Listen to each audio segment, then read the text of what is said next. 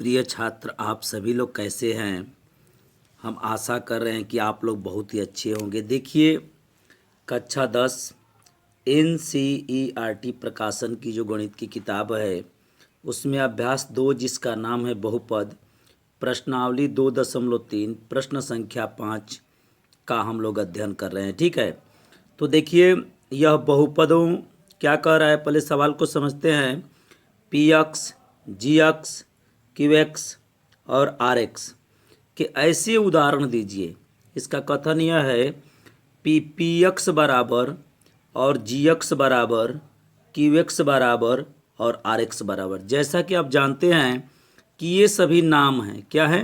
नाम है। जैसे देखिए, मैं पीछे वाले सवाल में बताया था, कह रहा है कि इसका अपने से उदाहरण दीजिए। ठीक है ना, अर्थात कहने का मतलब यह है कि इसको जितने बच्चे लगाएंगे उन हर बच्चों का सवाल का जो मानने का तरीका है वह अलग अलग हो सकता है, लेकिन सबका उत्तर एक ही किस्म का आएगा। ठीक है ना, आंसर से आंसर मिलाएंगे तो नहीं मिल सकता है। ठीक है, तो देखिए बहुपद PX, GX, QX और RX के ऐसे उदाहरण, माने अपने से उदाहरण मानना है। PX बराबर, GX बराबर, QX बराबर और RX के बराबर, जो विभाजन एल्गोरिथम को क्या करते हो, संतुष्ट करते हो। ठीक है, तो देखिए इसमें जो है कुल 3 सवाल दिया था, जिसमें जो पहला सवाल हम लोग बना चुके हैं। अब प्रश्न नंबर 5 में प्रश्न नंबर 2 को बनाएंगे। ठीक है ना, क्या कह रहा है कि घात QX बराबर घात RX। आपको साबित करना है कि जितना QX का घात होगा उतना ही RX का घात होगा, लेकिन और विभाजन एल्गोरिथम को भी क्या करे, संतुष्ट करता। देखिए मैं आपको समझा रहा हूँ। ठीक है ना, इसको यहाँ पर थोड़ा सा ऐसे समझा दे रहा हूँ। ठीक है, ऐसे बना दीजिए। और एक बात मैं पूछता हूँ, देखिए इस प्रकार के सवालों को बनाने के लिए सबसे पहले आप यह समझिए कि यह PX क्या है, GX क्या है, QX क्या है, RX क्या है और यह कहाँ पर रहता है। यदि इसको नहीं जानेंगे तो सवाल नहीं बन पाएगा। तो देखिए, जो यह बीच में होता है ना, उसको हम लोग क्या कहते हैं, ये बीच वाला को PX कहते हैं। क्या कहते हैं? PX। यहाँ पर PX रहता है। ठीक है ना, और यहाँ जो होता है GX होता है, और इसको हम क्या कहते हैं, QX कहते हैं, और जो नीचे आता है उसको RX कहते हैं। ठीक है, थोड़ा सा साइड में समझा दे रहा हूँ। ठीक है, अब देखिए हिंदी में भी नाम जान जाइए कि इसका नाम भाज्य है। ऐसे मैं पीछे वाला भी प्रश्न में बनाया हूँ। इसका नाम क्या है, भाजक है, और इसका नाम क्या है, भागफल है, और नीचे क्या है, यहाँ पर क्या होता है, शेषफल होता है। ठीक है, अब देखिए ध्यान से देखिएगा। तो देखिए इस सवाल में क्या कह रहा है, कह रहा है कि QX, देखिए ये Q है और QX ये नाम है, और घात RX। इसका कथन यह है कि जितने घात का QX होगा उतने ही घात का RX होगा। अर्थात कहने का मतलब यह है कि इनकी घातें क्या होनी चाहिए, बराबर होनी चाहिए। तो देखिए मैं बता रहा हूँ, इस सवाल को बनाने के लिए जैसे यहाँ पर मैं हल लिख दे रहा हूँ। हल सबसे पहले जो है हम इस प्रश्न को लिख दे रहे हैं, घात QX बराबर घात RX। ठीक है, इसको ख्याल मत करिएगा, समझाने के लिए बताए हैं। अब देखिए क्या करेंगे, अब इसको मैं बना रहा हूं, माना। देखिए आप QX के बराबर और RX के बराबर कोई बीजीय व्यंजक मानिए, लेकिन इन दोनों की घातें क्या होनी चाहिए, कुछ भी मानिए, आपको जो दिल करता है, जो इच्छा करता है, कुछ भी मानिए, लेकिन इनकी घातें क्या होनी चाहिए, बराबर होनी चाहिए। ठीक है ना, तो माना। ठीक है ना, पद से मतलब नहीं है कि 2 पद वाला मानेंगे कि 3 पद वाला।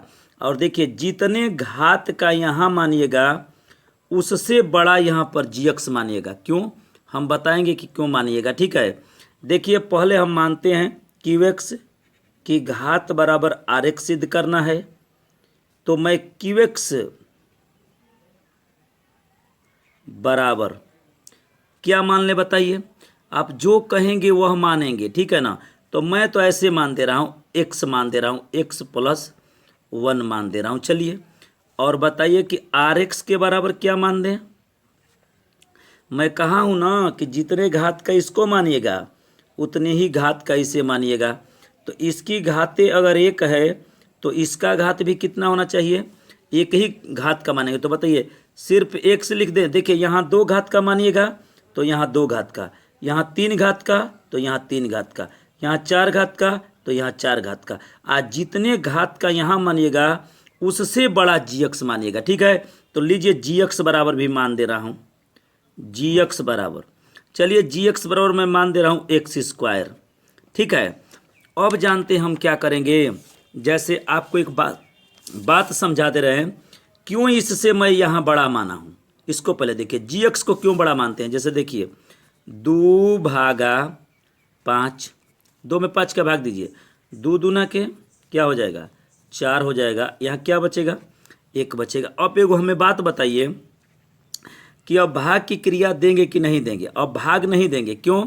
जब देखिए यह शेष है, ये शेष है, यह जो है यदि कम रहेगा किससे, इस भाजक से, तभी हम भाग देने की क्रिया बंद करते हैं। या इससे हमेशा यहाँ पर क्या आता है, कम आता है। इसीलिए मैं कहा था कि इन दोनों को बराबर मानिएगा, माने भागफल को और शेषफल को बराबर इसलिए मानिएगा। और कभी भी जब इनको बराबर सिद्ध करने के लिए कहेगा तो कोई भी व्यंजक, कोई भी बीजीय पद मानिएगा, लेकिन इनकी घातों को क्या मानिएगा, बराबर मानिएगा। और जितने घात का यहाँ मानिएगा उससे यहाँ बड़ा मानिएगा। क्योंकि देखिए जब यहाँ पर बड़ा अंक रहेगा और यहाँ पर छोटा अंक रहेगा, इससे हमेशा यहाँ कम आता है, तभी हमारा भाग सत्य होता है। और उसी समय हम भाग देने की क्रिया को बंद भी कर, ये नहीं कि यहाँ पर 2 है यहाँ पर 3 आ गया, तो समझिए कि आपका भाग गलत हो रहा है, ठीक है ना। इसीलिए इन दोनों को बराबर मानेंगे और इससे यहाँ पर क्या मान देंगे, बड़ा मान देंगे। तो मैंने मान दिया, ठीक है। यहाँ पर कितने घात का माना, 1 घात का माना, और x+1 माना, इससे कोई दिक्कत नहीं। आप कुछ भी मानिए, x² मानिएगा तो यहाँ पर 2 घात का मानिएगा, यहाँ 3 घात तो यहाँ 3 घात, और इससे यहाँ पर बड़ा मानिएगा। अब देखिए अब क्या करेंगे, अब विभाजन एल्गोरिथम का प्रयोग करके, और मैं PX निकाल दे रहा हूँ, लिखेंगे विभाजन विभाजन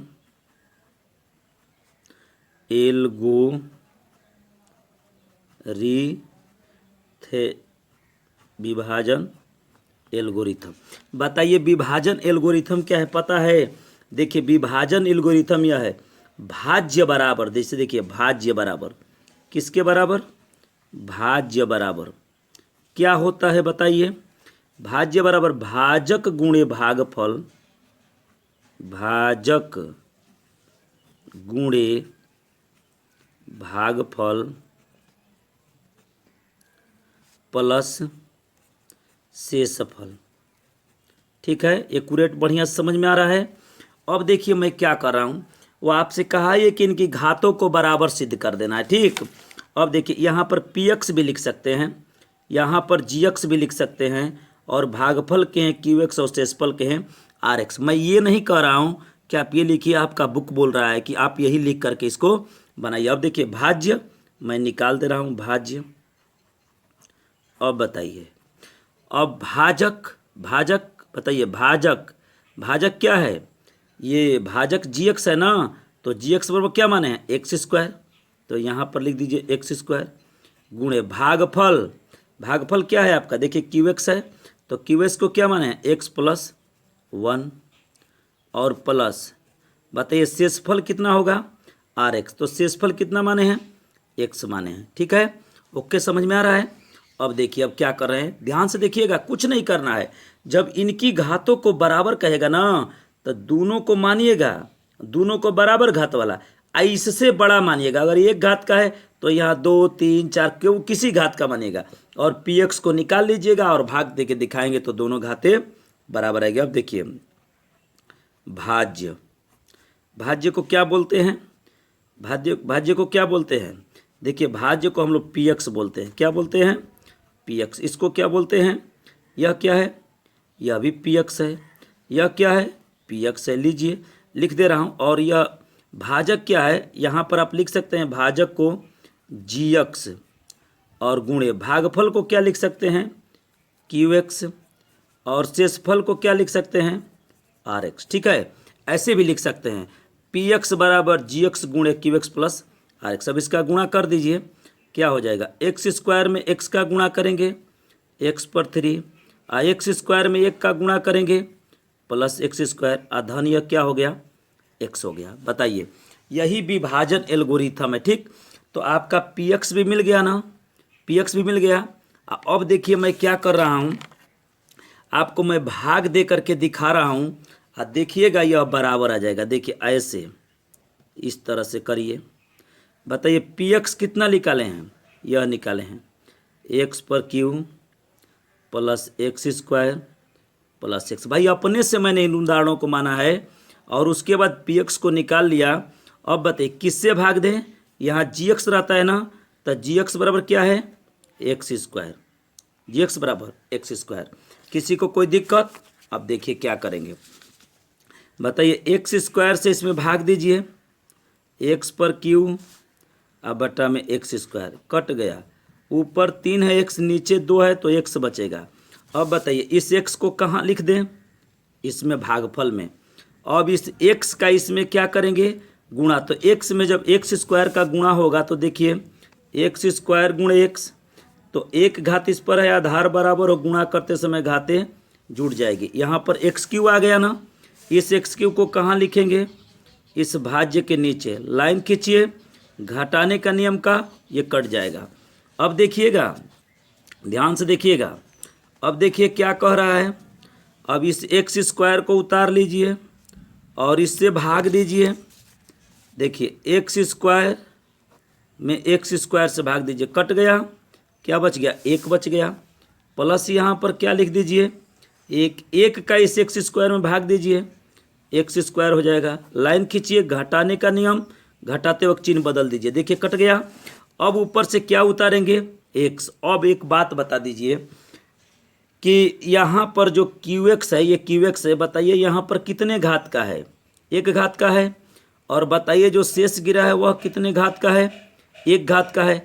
तो आपको यही न सिद्ध करना था कि क्यू एक्स की घात बराबर आर एक्स की घात। ठीक है, तो आप लिख दीजिएगा, इसलिए क्यू एक्स घात, लिखिए घात, घात क्यू एक्स बराबर घात क्या लिख दें?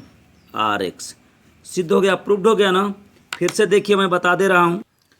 देखिए सबसे पहले क्यू एक्स बराबर आर एक्स करना है, तो जितने घात का हम क्यू एक्स मानेंगे उतने घात का आर एक्स मानेंगे और उससे बड़ी घात का जी एक्स मानेंगे। और विभाजन एल्गोरिथम पी एक्स बराबर भाजक गुण जी एक्स गुणे Q X plus R X या भाज्य बराबर भाजक गुणे भागफल प्लस शेषफल के सूत्र पर जो माने हैं उसको रख करके और भाज्य क्या करेंगे? निकाल देंगे या पी एक्स को निकाल देंगे। और जितना पी एक्स आएगा उसमें से जब जी एक्स जो माने हैं उससे भाग देंगे तो जो क्यू एक्स होगा वही क्या होगा? आर एक्स की घाते होगा। इस प्रकार यह क्या हो गया? प्रूव्ड हो गया। ठीक है।